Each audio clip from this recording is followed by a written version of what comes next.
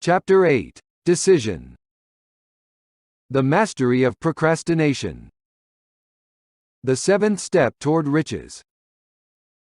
Accurate analysis of over 25,000 men and women who had experienced failure disclosed the fact that lack of decision was near the head of the list of the 30 major causes of failure. This is no mere statement of a theory, it is a fact. Procrastination, the opposite of decision, is a common enemy which practically every man must conquer. You will have an opportunity to test your capacity to reach quick and definite decisions when you finish reading this book, and are ready to begin putting into action the principles which it describes. Analysis of several hundred people who had accumulated fortunes well beyond the $1 million mark disclosed the fact that every one of them had the habit of reaching decisions promptly, and of changing these decisions slowly, if and when they were changed. People who fail to accumulate money, without exception, have the habit of reaching decisions, if at all, very slowly, and of changing these decisions quickly and often. One of Henry Ford's most outstanding qualities is his habit of reaching decisions quickly and definitely, and changing them slowly. This quality is so pronounced in Mr. Ford, that it has given him the reputation of being obstinate. It was this quality which prompted Mr. Ford to continue to manufacture his famous Model T, the world's ugliest car, when all of his advisors, and many of the purchasers of the car, were urging him to change it. Perhaps, Mr. Ford delayed too long in making the change, but the other side of the story is that Mr. Ford's firmness of decision yielded a huge fortune before the change in model became necessary. There is but little doubt that Mr. Ford's habit of definiteness of decision assumes the proportion of obstinacy, but this quality is preferable to slowness in reaching decisions and quickness in changing them. The majority of people who fail to accumulate money sufficient for their needs are, generally, easily influenced by the opinions of others. They permit the newspapers and the gossiping neighbors to do their thinking for them.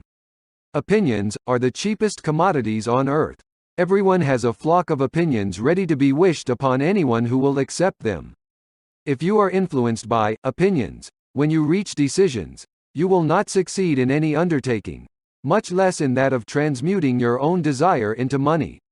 If you are influenced by the opinions of others, you will have no desire of your own. Keep your own counsel. When you begin to put into practice the principles described here, by reaching your own decisions and following them. Take no one into your confidence, except the members of your mastermind group, and be very sure in your selection of this group that you choose only those who will be in complete sympathy and harmony with your purpose. Close friends and relatives, while not meaning to do so, often handicap one through opinions, and sometimes through ridicule, which is meant to be humorous. Thousands of men and women carry inferiority complexes with them all through life, because some well-meaning, but ignorant person destroyed their confidence through opinions or ridicule. You have a brain and mind of your own. Use it, and reach your own decisions. If you need facts or information from other people, to enable you to reach decisions, as you probably will in many instances, acquire these facts or secure the information you need quietly, without disclosing your purpose. It is characteristic of people who have but a smattering or a veneer of knowledge to try to give the impression that they have much knowledge. Such people generally do too much talking, and too little listening. Keep your eyes and ears wide open, and your mouth closed, if you wish to acquire the habit of prompt decision. Those who talk too much do little else. If you talk more than you listen, you not only deprive yourself of many opportunities to accumulate useful knowledge, but you also disclose your plans and purposes to people who will take great delight in defeating you, because they envy you. Remember, also, that every time you open your mouth in the presence of a person who has an abundance of knowledge, you display to that person your exact stock of knowledge, or your lack of it. Genuine wisdom is usually conspicuous through modesty and silence. Keep in mind the fact that every person with whom you associate is, like yourself, seeking the opportunity to accumulate money. If you talk about your plans too freely, you may be surprised when you learn that some other person has beaten you to your goal by putting into action ahead of you the plans of which you talked unwisely. Let one of your first decisions be to keep a closed mouth and open ears and eyes. As a reminder to yourself to follow this advice, it will be helpful if you copy the following epigram in large letters and place it where you will see it daily. Tell the world what you intend to do, but first show it. This is the equivalent of saying that deeds, and not words, are what count most. Freedom or death on a decision. The value of decisions depends upon the courage required to render them. The great decisions, which served as the foundation of civilization, were reached by assuming great risks, which often meant the possibility of death.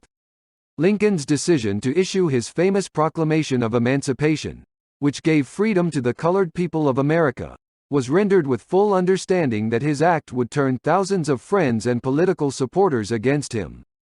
He knew, too, that the carrying out of that proclamation would mean death to thousands of men on the battlefield. In the end, it cost Lincoln his life. That required courage. Socrates' decision to drink the cup of poison, rather than compromise in his personal belief, was a decision of courage. It turned time ahead 1,000 years, and gave to people then unborn, the right to freedom of thought and of speech. The decision of General Robert E. Lee, when he came to the parting of the way with the Union, and took up the cause of the South, was a decision of courage, for he well knew that it might cost him his own life, that it would surely cost the lives of others.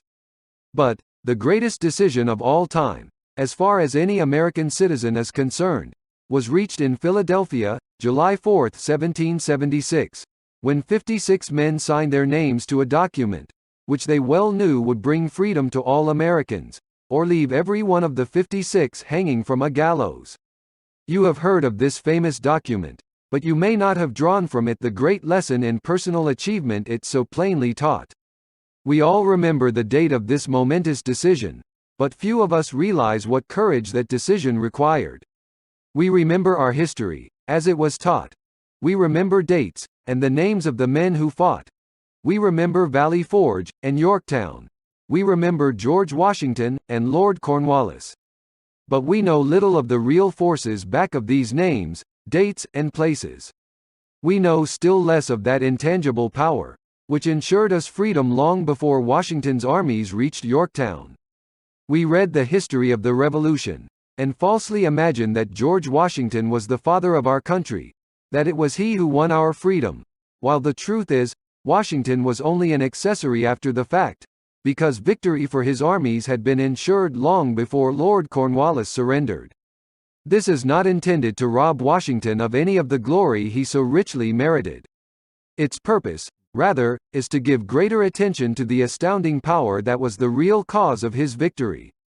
It is nothing short of tragedy that the writers of history have missed, entirely, even the slightest reference to the irresistible power, which gave birth and freedom to the nation destined to set up new standards of independence for all the peoples of the earth. I say it is a tragedy, because it is the selfsame power which must be used by every individual who surmounts the difficulties of life, and forces life to pay the price asked. Let us briefly review the events which gave birth to this power. The story begins with an incident in Boston, March 5, 1770. British soldiers were patrolling the streets, by their presence, openly threatening the citizens. The colonists resented armed men marching in their midst. They began to express their resentment openly, hurling stones as well as epithets at the marching soldiers, until the commanding officer gave orders, "Fix bayonets. Charge." The battle was on. It resulted in the death and injury of many. The incident aroused such resentment that the Provincial Assembly, made up of prominent colonists, called a meeting for the purpose of taking definite action. Two of the members of that assembly were John Hancock and Samuel Adams. Long live their names. They spoke up courageously, and declared that a move must be made to eject all British soldiers from Boston. Remember this. A decision, in the minds of two men, might properly be called the beginning of the freedom which we, of the United States, now enjoy. Remember, too, that the decision of these two men called for faith and courage, because it was dangerous. Before the assembly adjourned, Samuel Adams was appointed to call on the governor of the province, Hutchinson, and demand the withdrawal of the British troops. The request was granted. The troops were removed from Boston, but the incident was not closed. It had caused a situation destined to change the entire trend of civilization.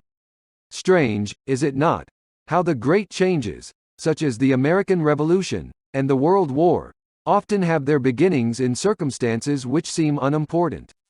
It is interesting, also, to observe that these important changes usually begin in the form of a definite decision in the minds of a relatively small number of people. Few of us know the history of our country well enough to realize that John Hancock, Samuel Adams, and Richard Henry Lee, of the province of Virginia, were the real fathers of our country. Richard Henry Lee became an important factor in this story by reason of the fact that he and Samuel Adams communicated frequently, by correspondence, sharing freely their fears and their hopes concerning the welfare of the people of their provinces. From this practice, Adams conceived the idea that a mutual exchange of letters between the 13 colonies might help to bring about the coordination of efforts so badly needed in connection with the solution of their problems.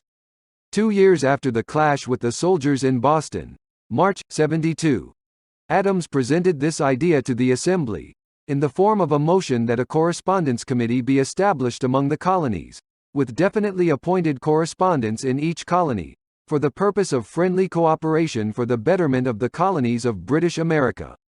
Mark well this incident. It was the beginning of the organization of the far-flung power destined to give freedom to you, and to me. The mastermind had already been organized. It consisted of Adams, Lee, and Hancock. I tell you further, that if 2 of you agree upon the earth concerning anything for which you ask, it will come to you from my Father, who is in heaven. The Committee of Correspondence was organized. Observe that this move provided the way for increasing the power of the mastermind by adding to it men from all the colonies. Take notice that this procedure constituted the first organized planning of the disgruntled colonists. In union there is strength. The citizens of the colonies had been waging disorganized warfare against the British soldiers, through incidents similar to the Boston riot, but nothing of benefit had been accomplished. Their individual grievances had not been consolidated under one master mind. No group of individuals had put their hearts, minds, souls, and bodies together in one definite decision to settle their difficulty with the British once and for all, until Adams, Hancock, and Lee got together. Meanwhile, the British were not idle. They, too, were doing some planning and master-minding, on their own account, with the advantage of having back of them money, and organized soldiery. The Crown appointed Gage to supplant Hutchinson as the governor of Massachusetts. One of the new governor's first acts was to send a messenger to call on Samuel Adams, for the purpose of endeavoring to stop his opposition, by fear. We can best understand the spirit of what happened by quoting the conversation between Colonel Fenton, the messenger sent by Gage, and Adams. Colonel Fenton: I have been authorized by Governor Gage, to assure you, Mr. Adams, that the governor has been empowered to confer upon you such benefits as would be satisfactory. Endeavor to win Adams by promise of bribes, upon the condition that you engage to cease in your opposition to the measures of the government. It is the governor's advice to you, sir, not to incur the further displeasure of His Majesty. Your conduct has been such as makes you liable to penalties of an act of Henry VIII, by which persons can be sent to England for trial for treason, or misprision of treason, at the discretion of a governor of a province. But, by changing your political course, you will not only receive great personal advantages, but you will make your peace with the king. Samuel Adams had the choice of 2 decisions. He could cease his opposition, and receive personal bribes, or he could continue, and run the risk of being hanged. Clearly, the time had come when Adams was forced to reach instantly a decision which could have cost his life. The majority of men would have found it difficult to reach such a decision. The majority would have sent back an evasive reply, but not Adams. He insisted upon Colonel Fenton's word of honor, that the colonel would deliver to the governor the answer exactly as Adams would give it to him. Adams' answer: Then you may tell Governor Gage that I trust I have long since made my peace with the King of Kings. No personal consideration shall induce me to abandon the righteous cause of my country. And, Tell Governor Gage it is the advice of Samuel Adams to him, no longer to insult the feelings of an exasperated people. Comment as to the character of this man seem unnecessary. It must be obvious to all who read this astounding message that its sender possessed loyalty of the highest order. This is important. Racketeers and dishonest politicians have prostituted the honor for which such men as Adams died. When Governor Gage received Adams' caustic reply, he flew into a rage, and issued a proclamation which read, "I do, hereby, in His Majesty's name, offer and promise His most gracious pardon to all persons who shall forthwith lay down their arms, and return to the duties of peaceable subjects, excepting only from the benefit of such pardon, Samuel Adams and John Hancock, whose offences are of too flagitious a nature to admit of any other consideration but that of condign punishment." As one might say, in modern slang, Adams and Hancock were on the spot. The threat of the irate governor forced the two men to reach another decision, equally as dangerous. They hurriedly called a secret meeting of their staunchest followers. Here the mastermind began to take on momentum. After the meeting had been called to order, Adams locked the door, placed the key in his pocket, and informed all present that it was imperative that a Congress of the colonists be organized, and that no man should leave the room until the decision for such a Congress had been reached. Great excitement followed. Some weighed the possible consequences of such radicalism. Old man fear. Some expressed grave doubt as to the wisdom of so definite a decision in defiance of the Crown.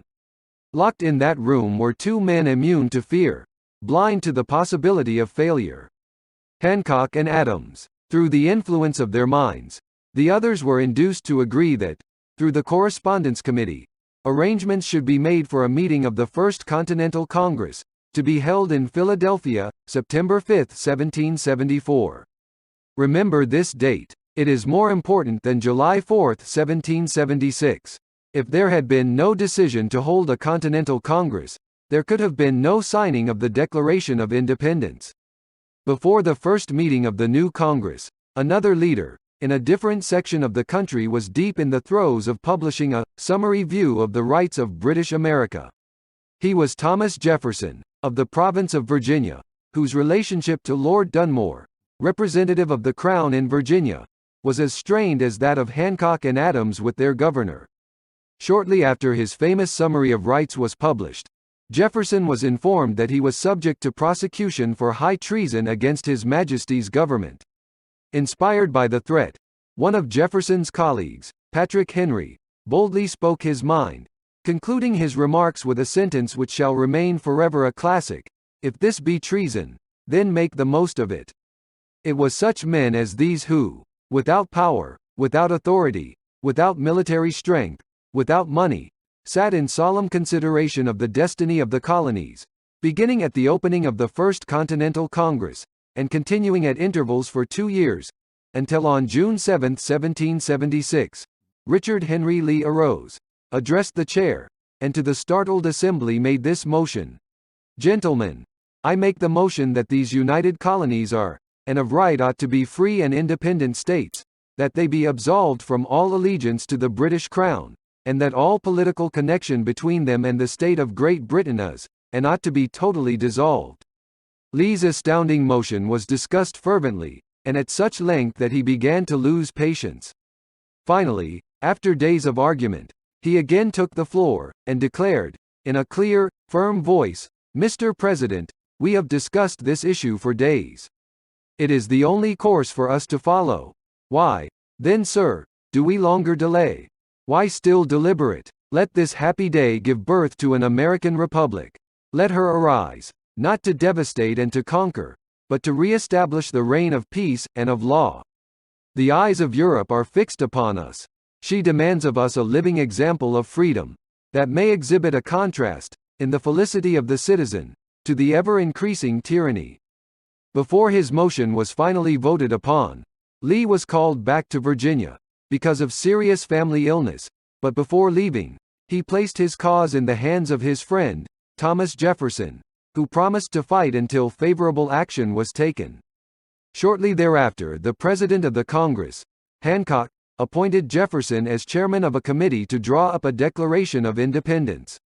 Long and hard the committee labored on a document which would mean, when accepted by the Congress, that every man who signed it would be signing his own death warrant, should the colonies lose in the fight with Great Britain, which was sure to follow. The document was drawn, and on June 28, the original draft was read before the Congress. For several days it was discussed, altered, and made ready. On July 4, 1776, Thomas Jefferson stood before the Assembly, and fearlessly read the most momentous decision ever placed upon paper. When in the course of human events it is necessary for one people to dissolve the political bands which have connected them with another, and to assume, among the powers of the earth, the separate and equal station to which the laws of nature, and of nature's God entitle them, a decent respect to the opinions of mankind requires that they should declare the causes which impel them to the separation.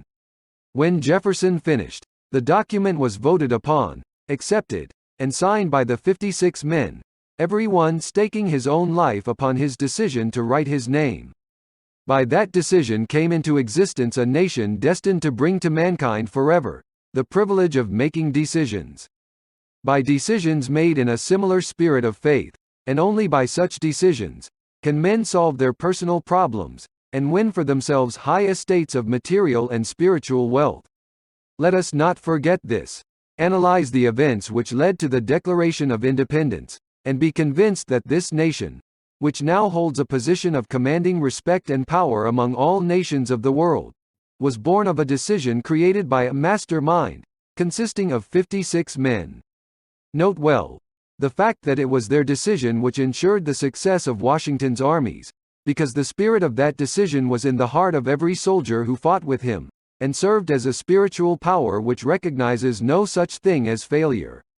Note, also, with great personal benefit, that the power which gave this nation its freedom is the self-same power that must be used by every individual who becomes self-determining. This power is made up of the principles described in this book. It will not be difficult to detect, in the story of the Declaration of Independence, at least 6 of these principles: desire, decision, faith, persistence, the master mind, and organized planning. Throughout this philosophy will be found the suggestion that thought, backed by strong desire, has a tendency to transmute itself into its physical equivalent. Before passing on, I wish to leave with you the suggestion that one may find in this story, and in the story of the organization of the United States Steel Corporation, a perfect description of the method by which thought makes this astounding transformation. In your search for the secret of the method, do not look for a miracle, because you will not find it. You will find only the eternal laws of nature. These laws are available to every person who has the faith and the courage to use them. They may be used to bring freedom to a nation, or to accumulate riches. There is no charge save the time necessary to understand and appropriate them. Those who reach decisions promptly and definitely know what they want, and generally get it. The leaders in every walk of life decide quickly and firmly. That is the major reason why they are leaders. The world has the habit of making room for the man whose words and actions show that he knows where he is going. Indecision is a habit which usually begins in youth. The habit takes on permanency as the youth goes through graded school, high school, and even through college, without definiteness of purpose. The major weakness of all educational systems is that they neither teach nor encourage the habit of definite decision. It would be beneficial if no college would permit the enrollment of any student, unless and until the student declared his major purpose in matriculating. It would be of still greater benefit if every student who enters the graded schools were compelled to accept training in the habit of decision, and forced to pass a satisfactory examination on this subject before being permitted to advance in the grades. The habit of indecision acquired because of the deficiencies of our school systems goes with the student into the occupation he chooses. If, in fact, he chooses his occupation.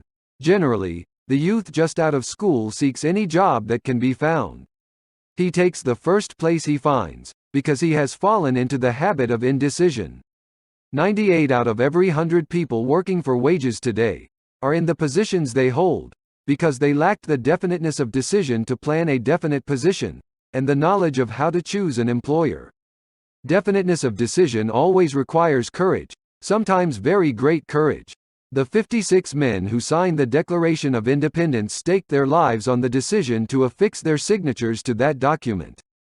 The person who reaches a definite decision to procure the particular job, and make life pay the price he asks, does not stake his life on that decision. He stakes his economic freedom.